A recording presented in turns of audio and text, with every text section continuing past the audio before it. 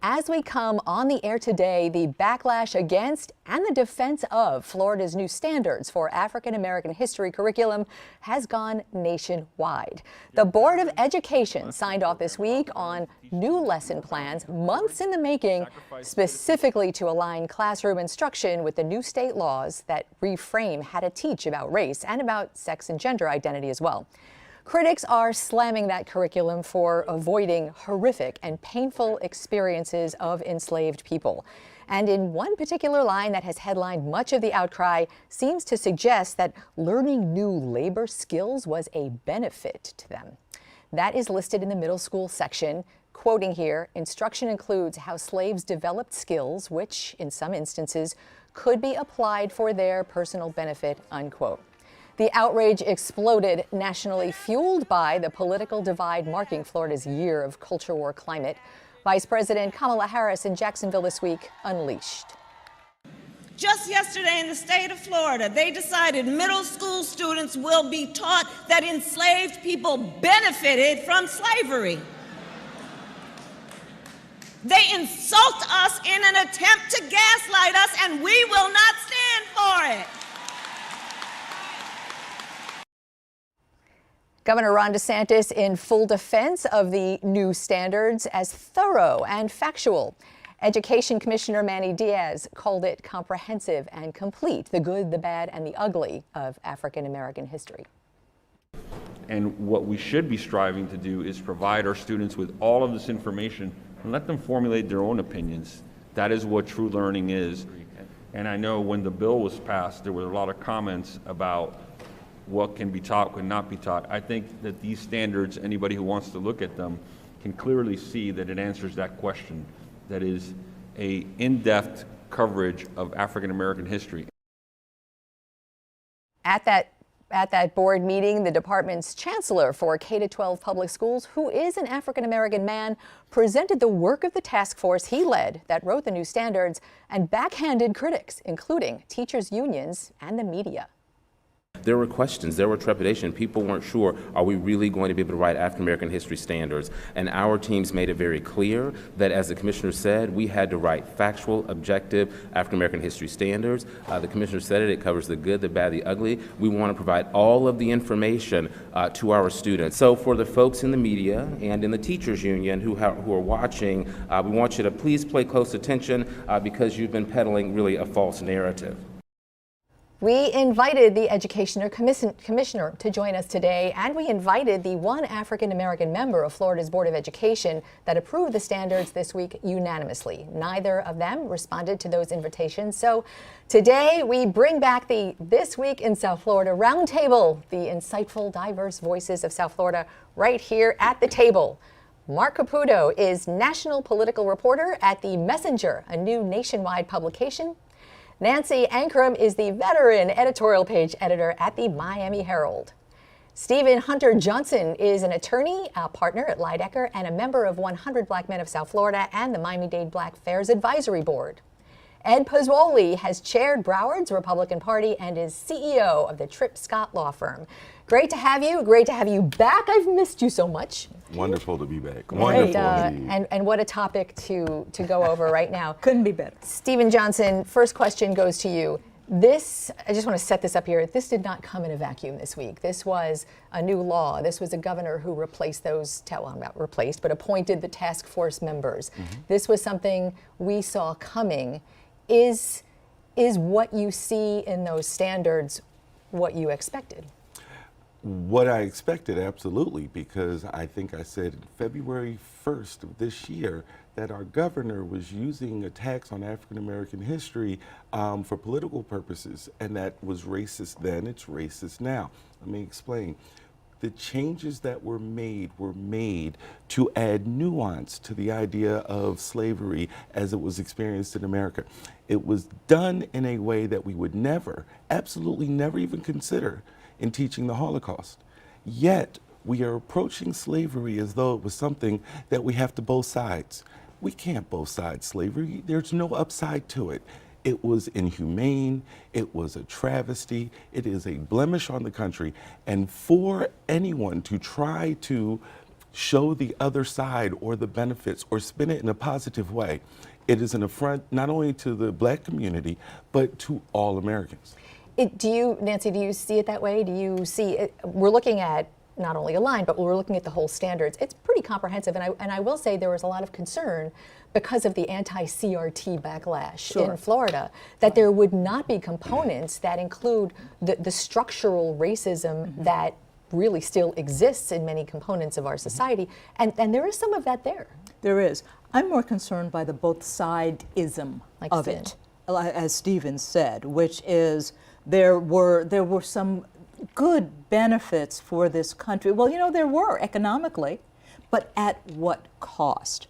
And it's that context that cannot get lost. If we're truly talking about American history, straight up American history, the attempt to soften, to homogenize slavery Is that you see that as a trying to, it's a sugarcoating. It's not a Florida thing. As a matter of fact, Florida is late to the game. If you do some reading and some backgrounding, you find that this is happening in schools across the country more quietly. Blacks were immigrants. These textbooks are out there referring to the Civil War as the war between the states. You know, that was going to be one of my questions. Ed, I know you actually have your fingers in the education process in many ways in parts of your life. What do other states do? I don't remember how I learned and when I learned. I really don't. What do other states do? Is this an outlier? There are some states who take the position that it's a war between the states, and that's how it's approached. There are others who take a more, what I would say, a more realistic view that there's no excuse for slavery. I agree with Stephen in this respect that there's no excuse, but it should be taught in its good and bad and ugly, to quote Commissioner Diaz. The issue but the issue on this piece is you took 5 words out of a 215-page document, and you are now blowing it up. That's not political. I would say it is political, but hang on. Let me just answer that, Sure. and I'll promise I'll get right back to you. I'm going to say maybe it is political, maybe not, but it's also the way the media works. The media echo chamber in many ways takes something and runs with it, especially when it's so controversial and so layered. Go ahead. Yeah, and where, so my question and I would ask Stephen and Nancy particularly, but I'd offer it to the group. Hey, where was the outrage when middle school student test scores came out, 5 months ago, and they were dismal? Where was the outrage in Baltimore when half the students in high school were 5 grades below reading level? Where was the outrage in Chicago when a substantial number of minority students there were not making the grade? Where was that? Where was that getting back kids into school in COVID that impacted disproportionately minority students? The folks who are complaining about this today are the same ones who said, no, let's keep our kids out because they sided with the unions. Okay, in this case, in this case, Mark is to say, twitching. because that was a wonderful goalpost move. Look, listen. All of that whataboutism is great, but let's put all that aside, because what about how we teach slavery in America is the topic. It is the issue. And although I feel personally about it because it is my history and my family and ancestors' history, it's also American history. It is. And the way that we have approached this, knowing that arguably, without question, slavery in America is America's most horrible and horrendous act, only followed by Jim Crow and the violence thereafter, that we would teach it good, because you said good, bad, and ugly, that we would teach it good is an affront, because Florida knows how to teach the Holocaust. In the same 200-page document you mentioned, the new requirement for teaching the Holocaust is it is the single greatest act of anti-Semitism known to the world. No equivocation. How do we equivocate when it comes to slavery? I don't think it's equivocation. I want to give Mark an opportunity to weigh in. I'm kind of enjoying it. I thought you had, you posted something I thought was a really interesting comparison about how would people feel if in schools it was taught that Fidel Castro gave free education and free medicine to the population, full stop. And that's a very interesting In 2016, when Bernie Sanders was running for president, And old video of him was unearthed, of him talking about, like, yeah, Castro's bad, but hey, they got free health care and great education on the island. He was savage. And if you taught that in Miami-Dade schools today, I say this as the father of students in school, as well as a husband of a teacher, there would be people possibly burning the schools down for doing that. So this language on the potential benefit of slavery to some slaves has not been explained as why it's necessary in history class. And that's the problem. You know, nuance is definitely needed here, because we're not only talking about enslaved people, we're talking about people. And they indeed, I have a friend who has a wonderful settee that her great-grandfather carved. You know, is this a skill, though, that he, you know, got at Miami-Dade? No, it's not. And it's the cost, and it's the languaging of that sentence. And I think those words matter. I want to take a quick break. We're going to go rogue a little bit. I don't want to talk about the candidates this week. I want to continue with this. So, okay, we will if we have time. But let's take a break. We'll come right back. This is what I love about the Roundtable. It never ends. Stay tuned.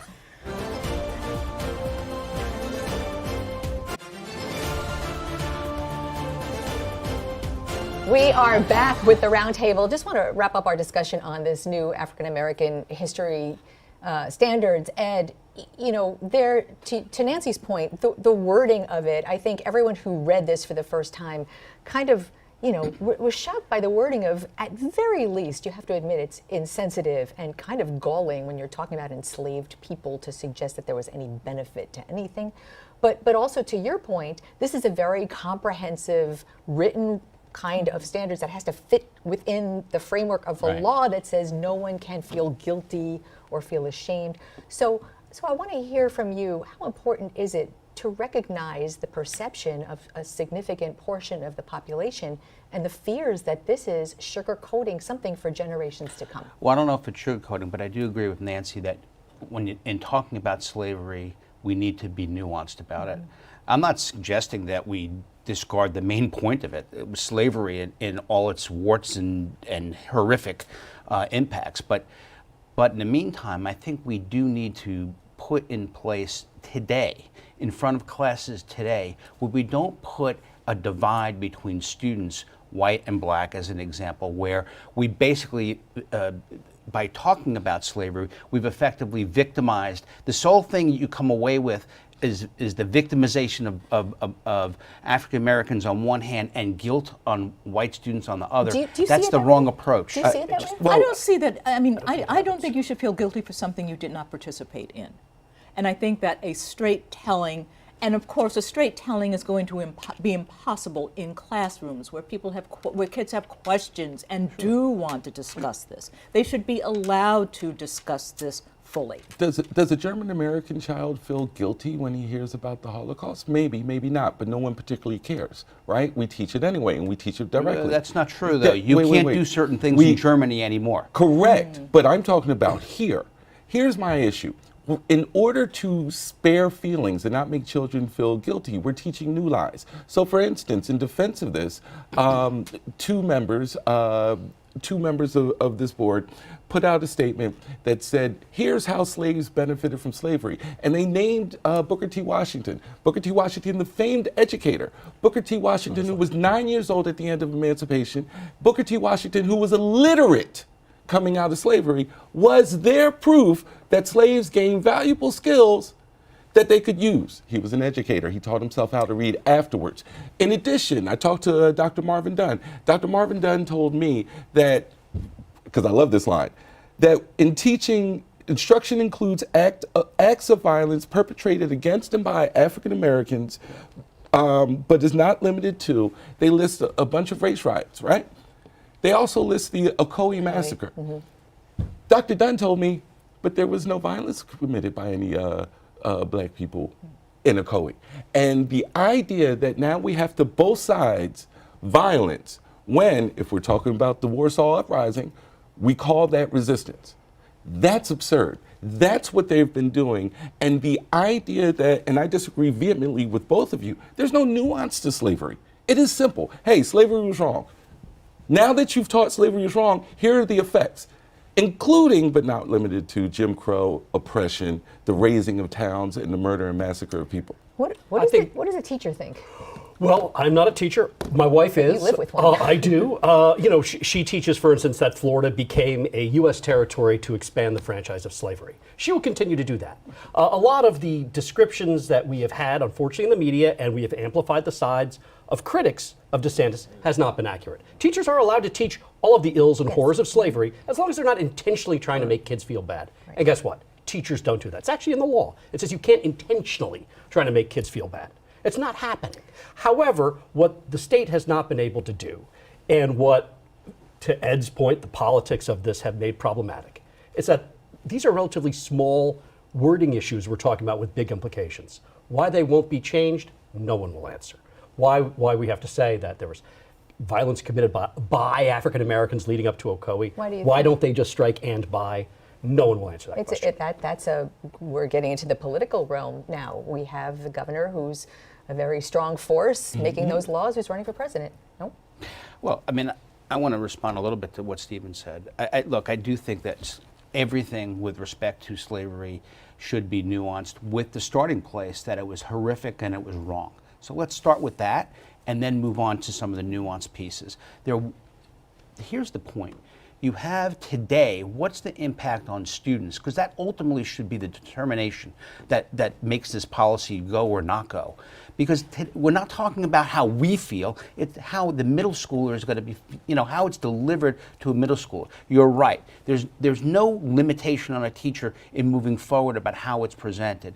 The issue here is really simple. We don't want to also diminish, Stephen, the idea that every black who was enslaved was solely a victim. They were victims, absolutely. But on the other hand, what you have is you have people rising above and overcoming their circumstances that allowed them to proceed, honestly, allowed them to grow as people. Why don't the standards just say something like that? And I think if you take the context of the 215 page standards, they do. The absurdity of what you just said can be shown with changing one word. Change Black Americans to Jewish. Change the circumstances to the Holocaust, and you can't maintain that position. So maintaining that position here is very, very, very disrespectful and dismissive of what the horror that was American slavery and the following oppression of Jim Crow and violence therewith that this country formed the basis of this country. Foundational too. 1619 is 100% right. And remember, we live in a state where that book is illegal. Mein Kampf isn't illegal. 1619 Project is illegal. Listen, that's how absurd we are. 30 seconds, wrap us up. Playing the long, long game. It's not just about the students. It's the narrative that is carried forward in this country decades hence. Yeah. And by changing that narrative, you dismiss, you diminish, you stand to diminish this very fraught part of American history. What a beautiful way to put a big, I'm going to say, string around this topic. I was going to say we're starting the roundtable again, but we've already started. Ed Pozzuoli, Stephen Johnson, ace attorneys, Marc Caputo, Nancy Ancrum, ace journalists, and I want to talk just really quickly about what you just saw, Mark, Jamaica and the U.S., David We've Goliath, managed to pick a fight with Jamaica. I mean, where do you see that go? That is a layered, nuanced conversation to have. Where do we see that going? I have no idea.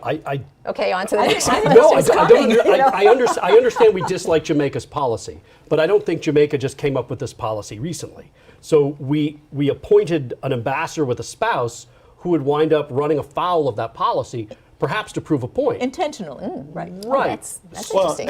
And you have to remember, look, listen, there have been developments in Africa that the country has spoken out about regarding LGBTQIA rights.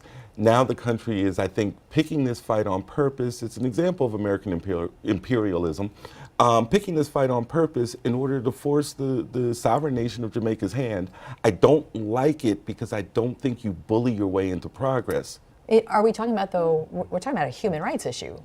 It is, but it's not, in that you have to let people see the light because it's the right thing to do. You can't use the big stick of the United States diplomacy to say So you this- need to change your I think we- laws. This issue has nuance for you then, right? No, this one. Wait. Yes, because I'm just asking a because question. the sovereignty of a black nation, I think, has to be respected. I on some don't level. disagree. The laws are I'm laws not are that way. sure. or I that. mean, if that person, if that ambassador had an African American spouse, and we were talking South Africa, Yeah.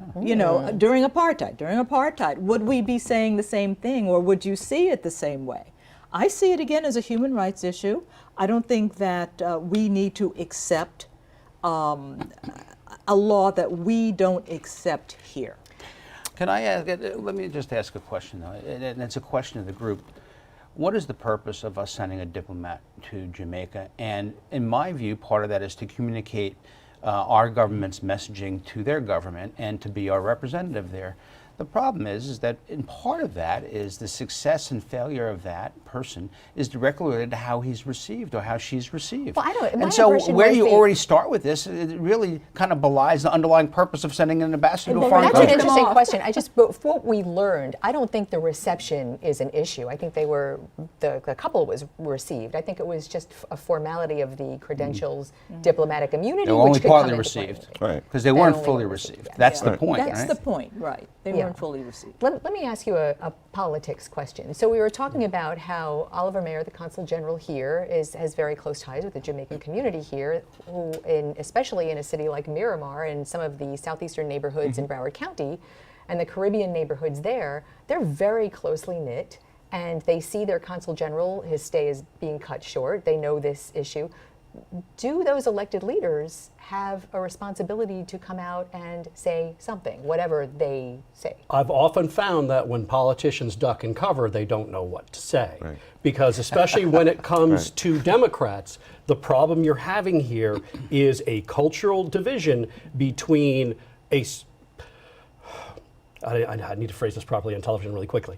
Welcome to my world, friend. So gay rights aren't as popular in Jamaica and in conservative Right. Jamaican circles as they are No, in why, more that's liberal, what they say. democratic, progressive Right. circles. Or And law. there's- Right, and there's the rub. So now you have most most politicians who are of Jamaican descent happen to be Democrats. And so now they're kind of wedged against a portion of their base. But it's a difficult situation. Isn't the bigger issue, though, the United States trying to impose its will on a smaller country? That, I think, is very problematic. And that's what's happening here because things done diplomatically, to Ed's point, are done specifically and intentionally. They knew what they were doing. They were trying to prove a point, and they're sending a message. And when you do that, I think of what happened in Afghanistan. When you force upon people your own values, people tend to push back because now Afghanistan has slid way back into regression, right? You're not going to be able to do this forcefully. You have to do this through persuasion and diplomatically, correct. And this will spur that. They probably needed that. think? Yeah, it should. Yeah. It should. Send Kamala. She needs something That's, to do. that's, I would Sound just like Ed there. that was kind of rough. I like Madam VP. I like her too. Yeah, well, I like her too. it could be worse, remember. And it's good to I think it was good to see her coming down here and actually. Right. Was that her planned speech? Because she was, I think she had a plan to come down here before the standards were released. I don't know. I know. I don't know. I'm just totally. Yeah, I know. I subjects. pivoted, but it was just nice to hear her all fiery and everything, But I do think that this move on the part of the United States and the appointment of this ambassador with a same-sex spouse, it's diplomacy. So it should spur more of the same, more back-channel conversation. I need to end our dinner party without the wine together for today. Or the dinner. I just want brunch. That's right. I just want to say I just so value your expertise, your insights, your willingness to come on, to be on the round table, and you're coming back as often as I can find reason. So thank you, everybody. Thank you. Thank you, Glenna. Thank you, Glenna.